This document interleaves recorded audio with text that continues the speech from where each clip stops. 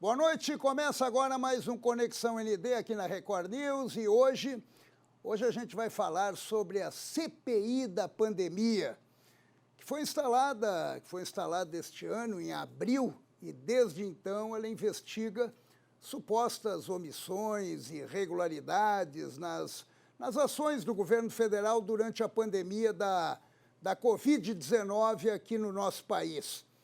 O relatório final deve ser apresentado nesta quarta-feira, seria hoje, mas foi transferido para amanhã, para então ser votado pelos integrantes da comissão na semana que vem. Polêmicas, indiciamentos, fake news, é o que nós vamos debater hoje no Conexão ND, que está começando.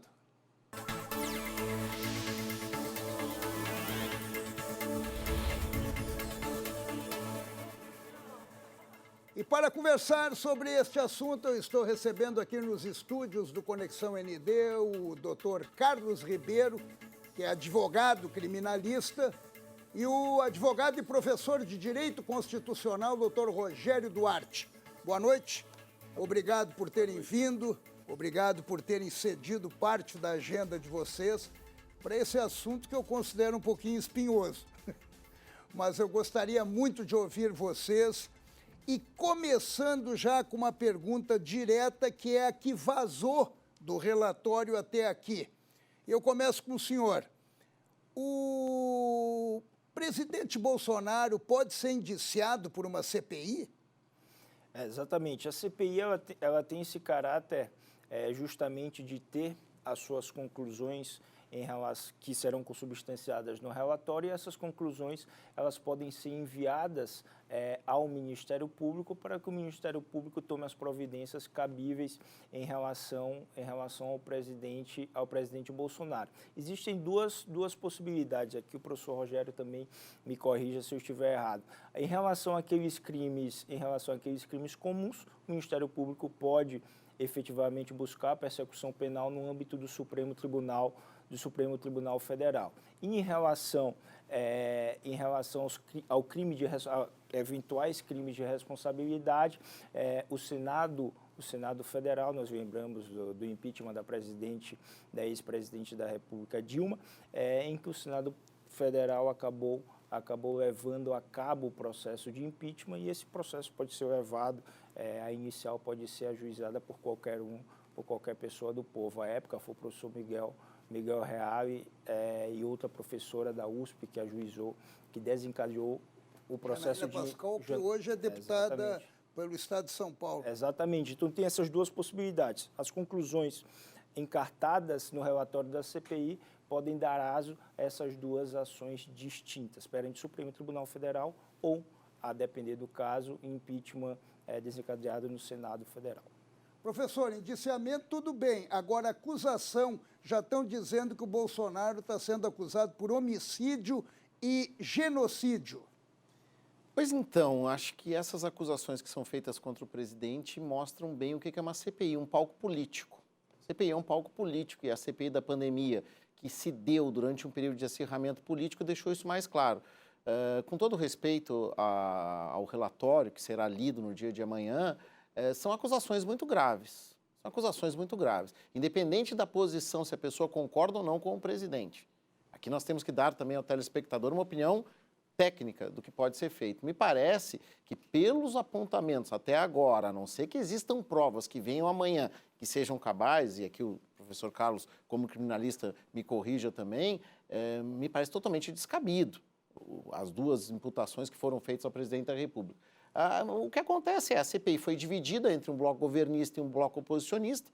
O bloco oposicionista escolheu o Senado porque tinha maioria, na Câmara não conseguiria ter o mesmo respaldo da CPI.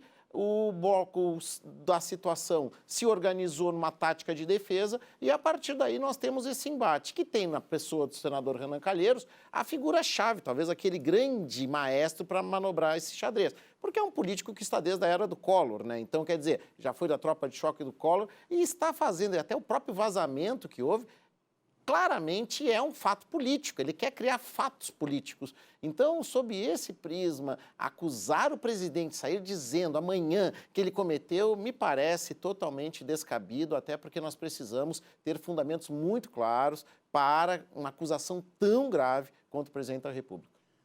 Eu pegando de gancho, o barulho político, de repente, quando ele é muito grande, ele não visa abafar o barulho jurídico, porque, na verdade, de repente, não há consistência para fazer esse tipo de acusação, então eles estão fazendo muito mais barulho político antes mesmo de ler o relatório, porque eles vão esbarrar no jurídico. O senhor não tem esse sentimento?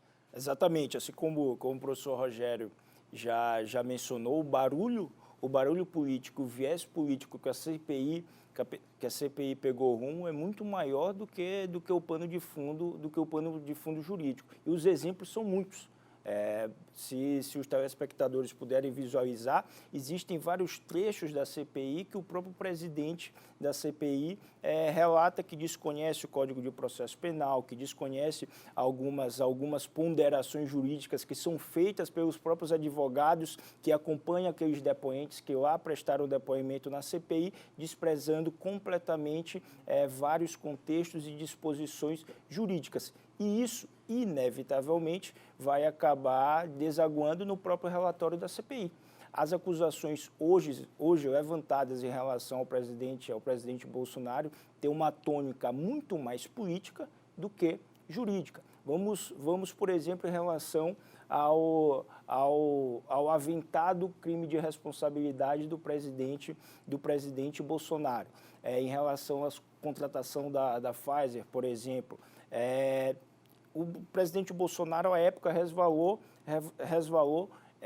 em uma sinuca de bico. Ele não poderia contratar, por exemplo, aquelas vacinas daquela forma, mesmo tratando-se de dispensa de licitação, porque não prevê a legislação brasileira uma antecipação de pagamento e também uma isenção de responsabilidade total pelo fornecedor. E mesmo assim ele está sendo acusado de ter atrasado na compra. Exatamente. Então não tem fundamento essa acusação? É que, na verdade, a acusação, como o Carlos falou, ela, como acusação política, me parece o seguinte, ela quer levantar a bola para um impeachment, que a gente sabe que não vai sair. Acho que a votação do voto impresso demonstrou que o presidente tem uma base que lhe apoia e que não haverá possibilidade de um impeachment sair, até porque talvez seu principal adversário não queira que o impeachment saia, e aí a gente também tem que ver que há um cenário da eleição do ano que vem, ou seja, onde candidatos que tentam se viabilizar para eles, a chamada terceira via seria muito bom o impeachment. Doutor Rogério, mas paralelo a isso, claro, só lhe interrompendo, eu lhe peço desculpa, mas paralelo a isso tem a cassação da chapa, é uma atrás da outra, lá no TSE, mas isso é um outro assunto. É um outro assunto, é que justamente isso, Paulo, me parece esse clima de acirramento. Cassação de chapa de presidente da República, nós já tivemos o caso da presidente Dilma e do presidente Temer, tem que ser excepcional. E aí é que tá, nós estamos confundindo não gostar do presidente, e isso é um direito de cada cidadão, gostar ou não gostar, de querer imputar sanções penais ou eleitorais para retirá-lo do cargo que ele foi eleito. Para retirá-lo do cargo que ele foi eleito por um princípio democrático, ano que vem, em outubro, no primeiro domingo de outubro, no último domingo de outubro. Goste você ou não dele. E nós estamos pegando alguns institutos jurídicos, subvertendo eles para uma narrativa política. Eu acho a narrativa política legítima. Eu acho que a política tem seu espaço, ela não pode ser criminalizada. Eu sou um defensor da política. Só que, sob esse aspecto, é importante ressaltar que a CPI já é uma antecipação do pleito do ano que vem. Nós já estamos vivendo o pleito de 2022. Virou palanque. E virou palanque. Por isso, o senador Renan Calheiros, que é um dos políticos mais hábeis presentes no Congresso Nacional, é o relator. Ele faz todo aquele... Até a própria confusão que ele teve com o senador catarinense, Jorginho Melo, dava para ver que ele estava querendo puxar a confusão. Ele estava querendo aquele pau. Agora é um relator muito mais vingativo, né, doutor Carlos? Porque, na verdade, ele quer incluir o Flávio Bolsonaro, que o crime do Flávio Bolsonaro, entre aspas, é ter o chamado de vagabundo? Exatamente. Essa é a tônica e esse é o cenário que nós vivemos hoje. Uma antecipação de discussões políticas que teremos apenas em 2022 e ela é transposta para o dia de hoje. Daqui a algum tempo nós vamos já ter apesar do parecer do próprio Ministério Público Eleitoral pedindo que as ações de cassação de chapa sejam derrubadas, mas hoje há esse acirramento político de forma inevitável. Como o professor Rogério também falou, hoje se quer criminalizar algumas opiniões emanadas pelo próprio presidente Bolsonaro, interpretando-as como se crimes fossem.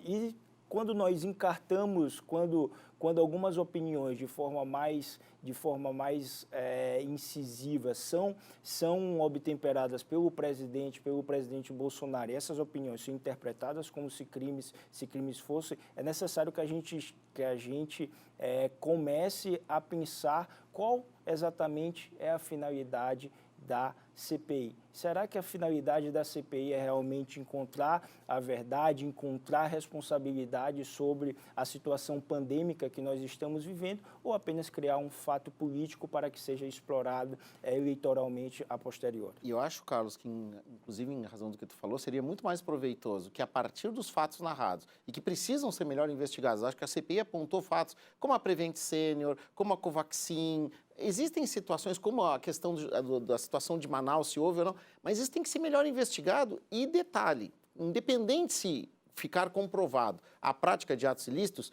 me parece, a não ser que surja uma prova muito robusta, que não há envolvimento do presidente. E aí nós podemos fazer até um paralelo do que aconteceu aqui em Santa Catarina com os respiradores. Ou seja, ficou comprovado que houve desvio de dinheiro, mas o próprio Ministério Público, tanto o Ministério Público Federal quanto também o Ministério Público Estadual... E a Polícia Federal... E a Polícia Federal entenderam que não havia envolvimento do governador Carlos Moisés. Tanto é que ele respondeu ao processo de impeachment e foi absolvido. Então, é importante que nesse momento haja prudência na análise. Por quê? Porque nós estamos saindo de uma situação pandêmica, esse acirramento político ele pode prejudicar pontos que são mais importantes, como a recuperação econômica, toda a questão de continuar... Será que há interesse em recuperar a economia? Será que há interesse em recuperar o país? Ou será que há interesse do quanto pior, melhor? É que aí tem duas formas de ver a política, né? A política pode ser vista sobre o prisma do interesse individual, ou seja, eu, parlamentar, político, manter o meu nicho e com ele crescer, independente do caos que estiver, ou com o interesse público.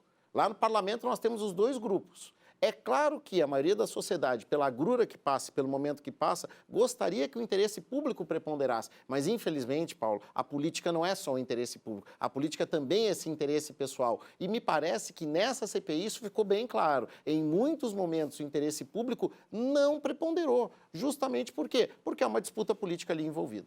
Eu queria perguntar o seguinte: o fato do presidente, ele de vez em quando fala coisas que não deveria falar. Ele de vez em quando se expressa de uma maneira que não deveria se expressar. E ontem teve aquele episódio lá na CPI de familiares contando eventos de morte que, claro, sensibiliza, dói, deixa as pessoas amarguradas, como também tem várias histórias, milhares de histórias de pessoas que se salvaram. Também tem esse outro lado que tem que ser visto desse jeito. Agora, todos eles cobrando do presidente um pedido de desculpa pelo comportamento dele. O comportamento dele pode gerar um crime de responsabilidade? Exatamente. Na verdade, todas as imputações que até então nós não conhecemos realmente, pois o relatório vai ser apresentado apenas amanhã, mas aquelas que já foram propagadas pela mídia, elas carecem de um elemento fundamental para uma imputação, sobretudo penal, que é o nexo causal entre um comportamento do presidente e aquele resultado que se propala que está sobre as suas costas. Por exemplo, vamos dar o exemplo do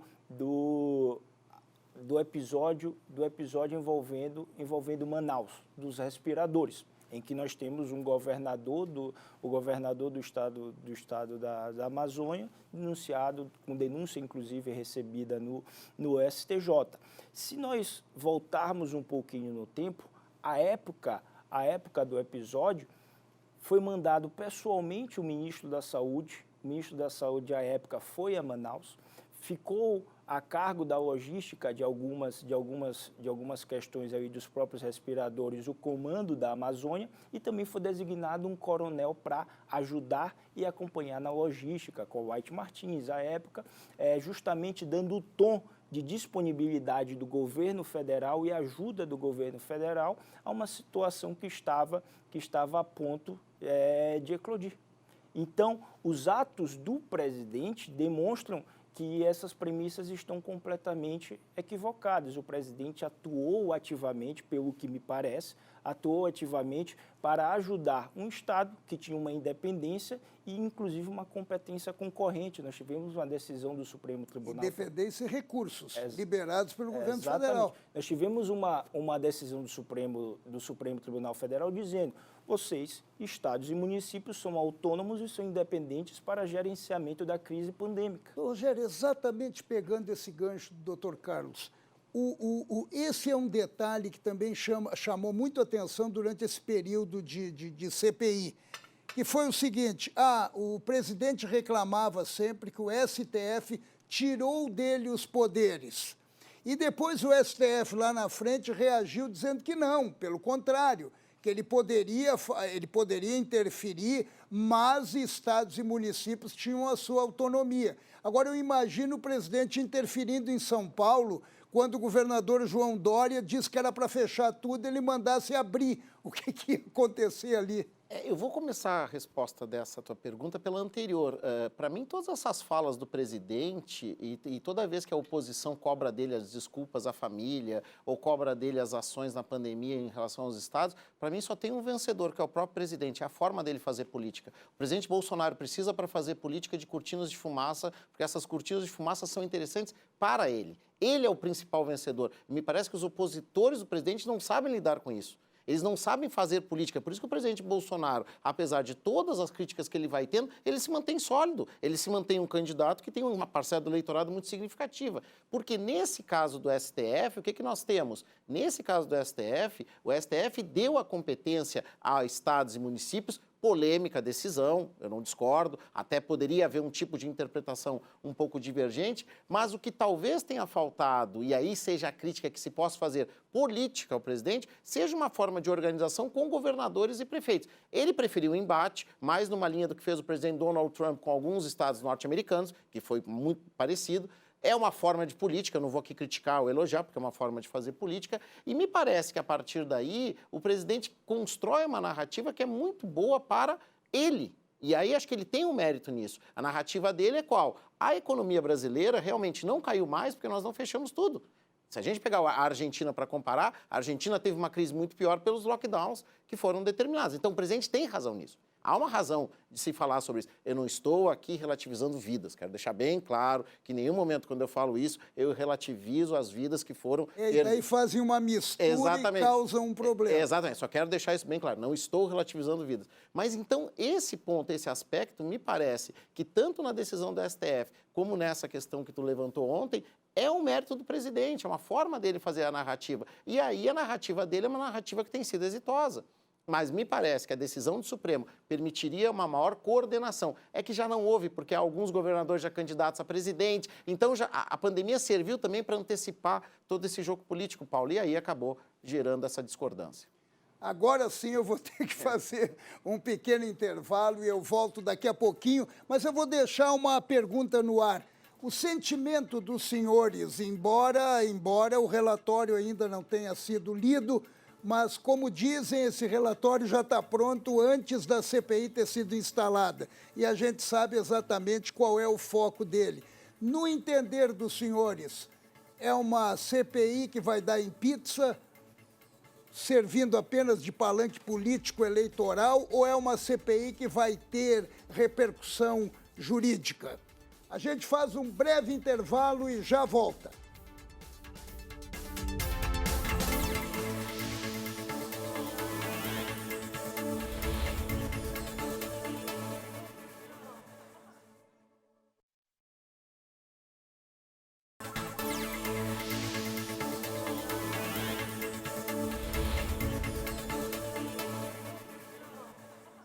Esse é o Conexão ND aqui na Record News e eu estou recebendo o doutor Carlos Ribeiro, que é advogado criminalista, e o advogado e professor de Direito Constitucional, doutor Rogério Duarte. E o assunto que nós estamos debatendo é sobre o relatório da CPI que será apresentado amanhã. Houve até uma guerra de vaidades, né, em relação a esse relatório. O relator Renan Calheiros abraçou, Omar Aziz não gostou muito, e ficou, mais uma vez, caracterizado o palanque eleitoral. E por isso eu retomo a pergunta que eu fiz aos senhores no final do primeiro bloco. Será que essa CPI realmente vai ser uma grande decepção, embora ela apontou algumas situações que merecem investigação? Eu acho, Paulo, que nessa questão, sempre eu escuto muito falar, como tu mesmo colocou antes do intervalo, que a CPI acaba em pizza. E eu não sei por que da crítica, porque eu gosto muito de pizza. Se acabasse em pizza seria uma boa, né? Porque pizza, inclusive, Floripa tem ótimas pizzarias. Não, mas uma pizza estragada. Ah, não. Pizza é sempre bom, pizza é sempre bom. Mas aí o que acontece? A CPI, as pessoas esperam que a CPI condene alguém, que ela seja um tribunal. E ela não é um tribunal, ela tem poderes próprios de investigação que o próprio STF já delimitou das atribuições que podem ser praticadas. Não pode se fazer busca e apreensão, não pode se fazer arresto, não pode se fazer prisão salvo em flagrante delito, que é outra polêmica, porque eu acredito que a prisão que foi feita, não sei se o Carlos concorda comigo, totalmente arbitrária, naquele caso que nós tivemos nessa CPI. Aquela imposição de poder. Exatamente, um poder que parece que é um poder político, efetivamente. Então a CPI ela faz a investigação. Posteriormente, como o Carlos falou no primeiro bloco, ela envia ao Ministério Público, à CGU, ao Tribunal de Contas, à Mesa da Casa e à Presidência da República para... Eles querem enviar para fora também. Provavelmente vão enviar para a ONU, não sei para quais órgãos vão enviar. E estes órgãos é que fazem a continuidade para ver as provas colhidas e a necessidade de novas investigações ou a possibilidade de denúncia. Me parece que, no caso, o que se espera da CPI é que ela condene, ela não pode condenar. O que eu espero da CPI? Que, havendo provas sobre fatos que são fatos polêmicos, os órgãos de controle, Ministério Público, Tribunal de Contas e, se for o caso, a CGU, possam continuar investigando e aí sim responsabilizar os culpados. A CPI faz o seu trabalho quando termina o relatório, ou seja, expor o que foi descoberto dos fatos apontados. Exatamente, acredito na mesma linha que o trabalho da CPI vai ser louvável nesse sentido de abrir veias, efetivamente, de apuração de forma técnica e de forma muito mais enérgica do que nós vemos hoje na própria CPI, que se transformou num palanque político. Mas em relação a alguns fios condutores que a própria CPI vem levando a efeito, provavelmente teremos... ter-se-á aqueles que são contra o governo serão decepcionados. Por exemplo, crime contra a humanidade. Qualquer cidadão acredita que o presidente Bolsonaro quis extinguir, quis de alguma forma atacar a sua própria população com seu extermínio ou qualquer tipo de ação violenta. A capa da Isto É tentou reforçar Quem isso. acredita efetivamente que o presidente Bolsonaro tenha cometido um crime contra a humanidade, como está lá no Estatuto de Roma, e atacado a sua própria população por meio de opiniões que, inclusive, apesar dele ser presidente, são opiniões acobertadas pela liberdade de expressão, sim. Então, em relação a alguns aspectos, alguns fios condutores da própria CPI, com certeza aqueles que são contra o governo ficarão frustrados, pois nem sequer existe sustentáculo jurídico para persecução em relação a alguns crimes ali apontados. E daí vem o barulho político. Daí vem o barulho político, daí o que acontece? A oposição tenta manter inflado os fatos narrados, o governo rebate, volto a dizer, o presidente muito hábil nisso sabe sair e sabe contentar o seu eleitorado, que ele tem que manter unido para a eleição do ano que vem, então ele tem que saber o quê? Ele tem que manter a base unida para a partir dela ampliar. Então o presidente faz isso muito bem. Ele vai com um discurso e com aquelas falas, e ele usa uma retórica muito próxima ao presidente Donald Trump, né, que teve muito sucesso durante um período nos Estados Unidos com isso. E aí o barulho político vai fazendo com que a gente fique até o ano que vem. Ano que vem, logo em seguida, vão começar as articulações, porque nós temos também as eleições estaduais, e aí a questão vai se tornar muito mais política. Mas, como eu falei, espero que os órgãos de controle, eles deem andamento para quem, havendo provas, e aí eu acho que eu sou muito radical, tem que ter provas cabais. Porque o que a gente tem hoje são indícios e suposições posições, como o Carlos falou, crime contra a humanidade, são todas questões que para a retórica política, para que o WhatsApp das pessoas fique funcionando. Aquela história da Covaxin, que eles costumavam dizer, o grupo governista costumava dizer, eles estão querendo criar uma corrupção onde não houve nenhuma compra. Seria isso, basicamente? Nós temos que averiguar se realmente, naquele caso, houve alguma prática, algum indício de prática de ato ilícito. Acho que o caso da Covaxin tem que ser melhor investigado pelos órgãos de controle, mesmo não tendo ocorrido a finalização, para ver se estava o procedimento correto, mas isso aí é o barulho político que você falou. O barulho político que você falou vem dali, da Covaxin, vem, por exemplo, das declarações do presidente, vem, por exemplo, de querer envolver a família do presidente. Eu não vejo, com todo o respeito, como que a família do presidente, os filhos que são membros parlamentares, possam estar envolvidos em atos desses, e aí a política vai fazendo o seu jogo para manter a oposição e o governo em constante atrito para a eleição do ano que vem. Eu queria aproveitar a presença dos senhores e abusar um pouquinho. Qual é a opinião dos senhores em relação ao que eu poderia, não sei se o termo é adequado, a interferência do STF nesse período turbulento?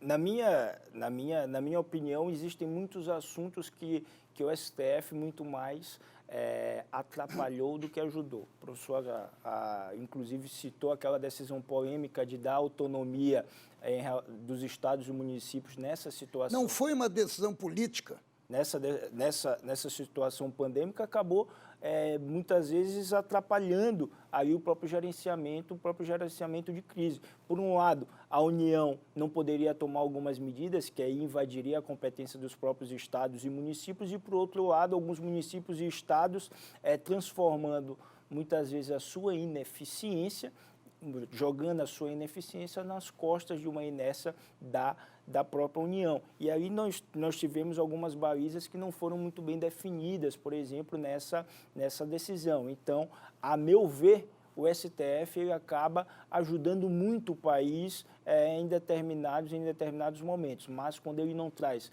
uma certa clareza em relação a algumas decisões que acabam tendo um ruído muito mais político do que jurídico, isso acaba atrapalhando bastante na atual conjuntura epidêmica, que já está, ainda bem, que já está se esvaindo devido a algumas ações, mas ainda estamos inseridos nela. Me parece, assim, na linha do Carlos, que o STF ele tem uma postura que não é de agora. Se a gente pegar historicamente, o STF julgou mandado de segurança contra a Assembleia Constituinte de 86. Então, já havia lá uma atuação do STF de invasão em competências de outros poderes. Me parece que o período que o STF esteve mais calmo foi a década de 90, e aí acredito que pela presença do ministro Moreira Alves, mas desde a metade da primeira década do século XXI, né, ali com a entrada do ministro Gilmar Mendes, depois com as trocas, e depois ministro Barroso, Fachin, o STF tem um período de ativismo muito forte.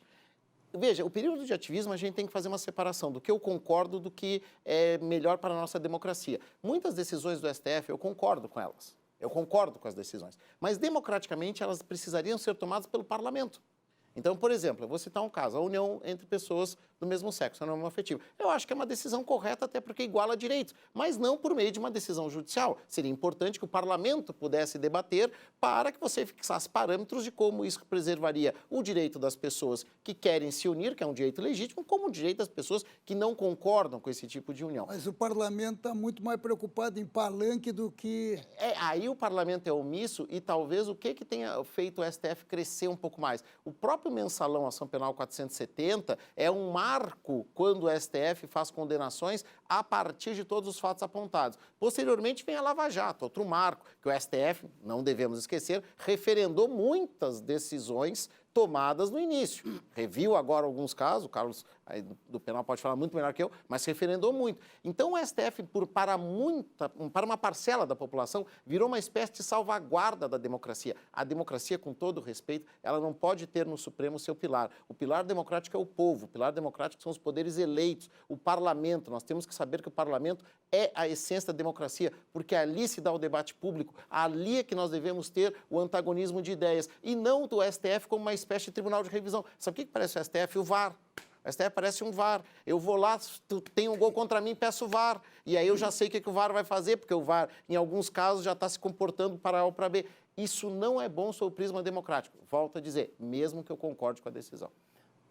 Exatamente, a gente teve o exemplo na própria pandemia do plano nacional apresentado pelo governo em relação aos indígenas, que o STF derrubou e mandou que o governo apresentasse um novo plano, ou seja, se miscuindo em uma atividade eminentemente técnica política. Como é que um Supremo Tribunal Federal derruba um plano governamental de política pública e manda o governo apresentar um plano que seja a contento, talvez, até do próprio STF. Esse é um nível de ativismo político que ativismo judicial, e me parece com um ativismo político também de fundo que nós estamos inseridos. Então, realmente, fica muito complicado quando o STF acaba se miscuindo em questões que deviam ser tratadas eminentemente no parlamento e no âmbito do poder executivo. Por mais direitos e garantias que a CPI tem, no decorrer dos depoimentos aconteceram situações lamentáveis e vergonhosas e desrespeitosas, inclusive contra mulheres. O que aconteceu com a doutora Yanacocha lá, que foi vergonhoso o que eles fizeram com ela, principalmente aquele senador lá, o Omar Aziz. Eu pergunto o seguinte, só que depois eles pegaram um catarinense aqui de Brusque, que fez o inverso, né? Transformou eles numa situação delicada, agora, mas com educação e com equilíbrio. Eu pergunto o seguinte, há possibilidade dessas pessoas que vão ser indiciadas, que vão ser, de repente, apontadas, se vier a acontecer, mas há condições de anular a CPI? Eu não vejo assim, Paulo, porque a CPI ela vai fazer o relatório vai apenas indicar pessoas para que as autoridades competentes façam depois a continuidade da eventual propositura de ação penal ou de processo de cassação e assim por diante. E também, nesses casos, vai se desenvolver um devido processo legal. Agora, claro que a situação da prisão, como eu falei no bloco anterior, foi exagerada, a retirada do advogado do Luciano Hang foi exagerada. Já há precedentes do Supremo de que o advogado tem direito a acompanhar seu cliente em CPIs. Isso é algo já resguardado, que nem se discute mais. Outra questão, prisão por falso testemunho, o Carlos pode falar, a pessoa era investigada. Ela não estava ali como testemunha, estava ali como investigado. Então, claramente ela estava exercendo... Até um desconhecimento jurídico, então. Exato. Então, o que me parece? Me parece que, e aí é o ponto, será que o relatório da CPI vai trazer provas ou uma retórica política para continuar alimentando o fogo do jogo eleitoral? Essa é a dúvida que a gente tem. Exatamente. Alguma dessas questões que foram agora pontuadas, por exemplo, alguns depoimentos que foram levados a efeito de uma forma completamente ilegal, isso não vai levar à nulidade completa da CPI, mas essas provas, esses elementos, eles poderão, lá na frente, serem questionados e serem gravados por uma nulidade e não poderão ser utilizados. Por exemplo, algum agente público que efetivamente lá foi depor, também algum agente particular que efetivamente lá foi depor, e aquelas suas declarações